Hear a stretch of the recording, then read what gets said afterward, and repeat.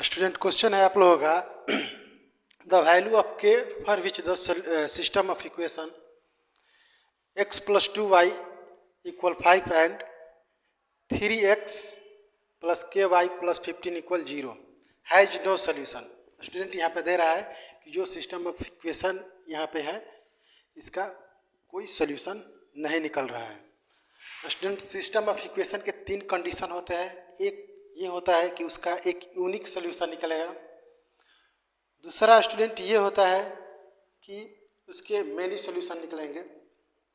और तीसरा एक कंडीशन ये होता है कि उसमें कोई सोल्यूशन नहीं निकलेगा। इस कंडीशन को हम किस तरह से जस्टिफाई करते हैं स्टूडेंट, तो इसमें ये होता है आपका, जैसे यहाँ पे ये जो इक्वेशन लिखे गए हैं इनका फॉर्मेशन जो होता है वो ax plus b y plus c equal 0 का इनका फॉर्मेशन होता है। जैसे इसको दिया गया है, इसको स्टूडेंट इस फॉर्मेशन में अगर हम लिखना चाहें तो ये हो जाएगा आपका x प्लस 2y, 5 को ट्रांसपोज करेंगे इधर, -5 इक्वल 0 हो जाएगा।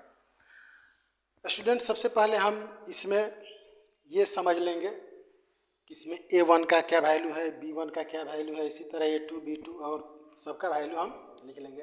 अगर इस तरह से स्टूडेंट यहाँ पर देखा जाए तो यहाँ पे a1 जो होगा वो x का फर्स्ट वाले जो इक्वेशन है इसका कोफिशिएंट 1 हो जाएगा।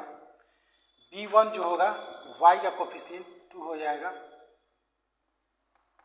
और c1 यहाँ पर अगर स्टूडेंट देखें इसके फॉर्मेशन में यहाँ पे लिखा गया है तो माइनस का 5 हो जाएगा। इसी तरह से स्टूडेंट अगर a2 का वैल्यू अगर हम देखें तो स्टूडेंट यहाँ पे x का कोफिशिएंट जो सेकेंड इक्वेशन है इसमें 3 हो जाएगा। b2 का वैल्यू k हो जाएगा और c2 का वैल्यू आपका 15 दिया गया है। अब स्टूडेंट जो तीन कंडीशन होते हैं उनके सॉल्यूशन के आधार पे सिस्टम ऑफ इक्वेशन के, मतलब कि एक तो ऐसा होता है कि इनका यूनिक सोल्यूशन निकलता है, मतलब कि x और y के जो सोल्यूशन होते हैं वो यूनिक होते हैं। दूसरा ये होता है कि मेनी सोल्यूशन निकलते हैं, कई अलग अलग सोल्यूशन हम इसमें फाइंड कर सकते हैं। और एक लास्ट वाला होता है जिसमें कोई सोल्यूशन नहीं होता है। तो ये तीनों कंडीशन कब होते हैं इसके पीछे, मतलब कि इसको हम किस तरह से जस्टिफाई करेंगे, तो इसमें हमें ये जो वैल्यू हमने यहाँ पे लिख कर रखा है a1 b1 c1 a2 b2 और c2 का, इसी से हम इनको जज करते हैं। जब स्टूडेंट यहाँ पे a1 by a2 not equal b1 by b2 होता है तब यहाँ पे एक यूनिक सोल्यूशन होता है स्टूडेंट। लेकिन जब a1 by a2 equal b1 by b2 equal c1 by c2 होते हैं तो मेनी सोल्यूशन होते हैं।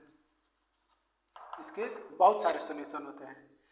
तीसरा कंडीशन होता है कि a1 बाई a2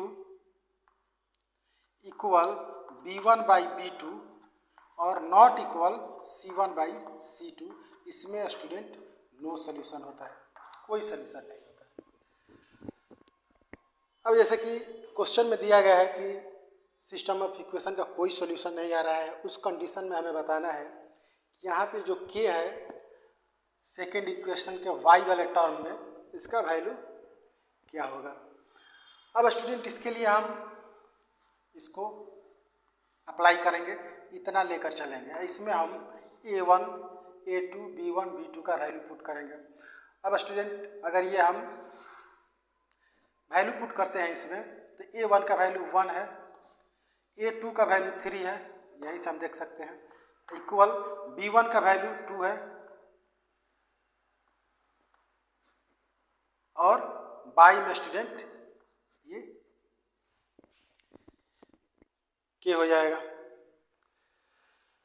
अब यहाँ से स्टूडेंट क्रॉस मल्टीप्लाई अगर हम कर लेते हैं तो यहाँ पे k और 1 का k हो जाएगा और 2 3 जा 6 हो जाएगा।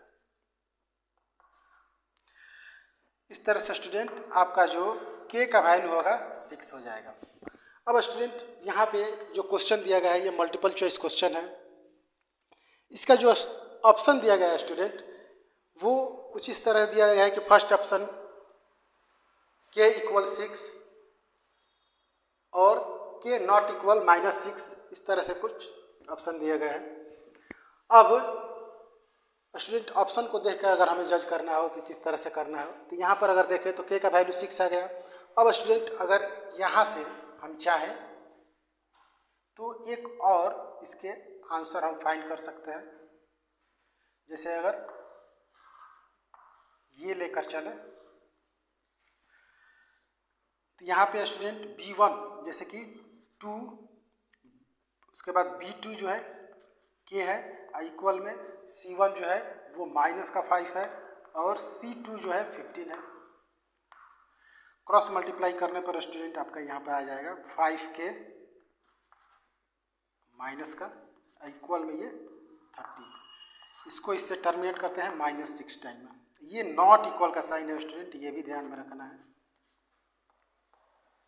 तो यहाँ पे k का वैल्यू जो होगा वो -6 के इक्वल नहीं होगा।